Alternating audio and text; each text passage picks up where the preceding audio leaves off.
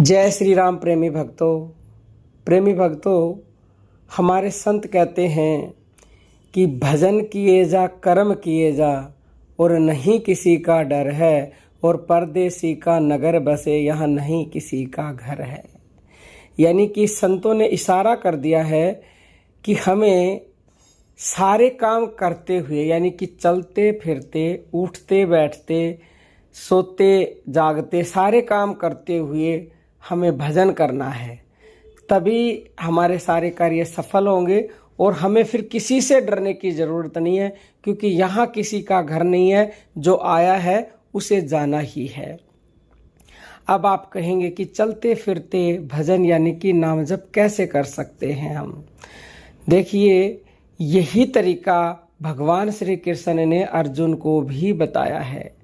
जब श्री कृष्ण ने अर्जुन को कहा कि हे अर्जुन, तू युद्ध कर, तो अर्जुन ने युद्ध के लिए मना कर दिया और श्री कृष्ण ने उसको ज्ञान दिया, उपदेश दिया और ये तरीका बताया कि जिससे तू युद्ध में सफलता प्राप्त कर सकता है यदि तू इस तरह नाम जप करेगा। तो वो कौन सा तरीका बताया?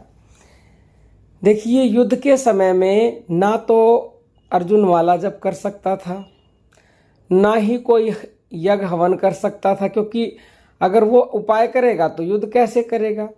तो इसीलिए श्री कृष्ण ने ऐसा तरीका बताया कि युद्ध करते करते आप नाम जप कर सकते हो अर्जुन, घबराने की आवश्यकता नहीं है। और यदि मेरे अनुसार कर लिया तो तुझे सफलता भी अवश्य मिलेगी, क्योंकि श्री कृष्ण भगवान अर्जुन के गुरु हैं। तो जो व्यक्ति गुरु की बात मान लेता है, गुरु के चरणों में सब कुछ समर्पित कर देता है, केवल और केवल उसकी अनन्य शरण हो जाता है, निसंदेह उसको हर क्षेत्र में सफलता मिलती है। उसके सारे कार्य स्वतः ही बनने लग जाते हैं।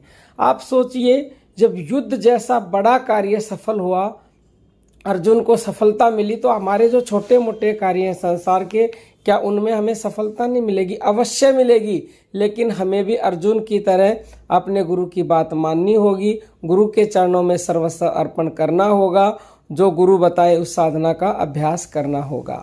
देखिए, श्री कृष्ण ने अर्जुन को बताया कि हे अर्जुन, तू युद्ध करते समय मेरा स्मरण कर। अब अर्जुन ने पूछा कि ऐसा कैसे होगा कि मैं युद्ध भी करूं और आपका स्मरण भी करूं? स्मरण माने याद करना होता है। तो भगवान बोले कि अर्जुन, जो परमात्मा है वो तो निराकार है, लेकिन उसका जो साकार रूप है वो आपके अंदर ही है, और वो जो दिखाई देती है वो सांस के रूप में है, क्योंकि सांस के बिना, प्राण के बिना किसी की भी वैल्यू नहीं है। प्राण ही साकार रूप में स्थूल रूप से परमात्मा है, यानी कि मैं हूँ। तो तू यदि मन को मुझे दे देगा तो तुझे सफलता मिलेगी। और जब मुझे कैसे देगा? यानी कि प्राण को तूने मन से जोड़ दिया, यानी कि मन को प्राण से जोड़ दिया, मन सांसों के ऊपर टिका दिया, तो समझ ले कि तूने मन मुझे दे दिया। और तुम मुझे मन को दे करके और संसार के लिए काम करेगा, यानी कि अपने शरीर से तू युद्ध करेगा, बाण चलाएगा, तो तुझे विजय मिलेगी। तो ऐसा ही अर्जुन ने किया, सांस का ध्यान किया मन से, यानी मन अपनी सांस से जोड़ दिया और हाथों से और वो शरीर से युद्ध करता रहा। यानी कि भगवान कहते हैं कि मुझे तेरे शरीर की आवश्यकता नहीं है, तू शरीर संसार को दे दे और मन मुझे दे दे, तो फिर तेरे सारे काम होंगे, तुझे सफलता अपने आप ही मिलेगी।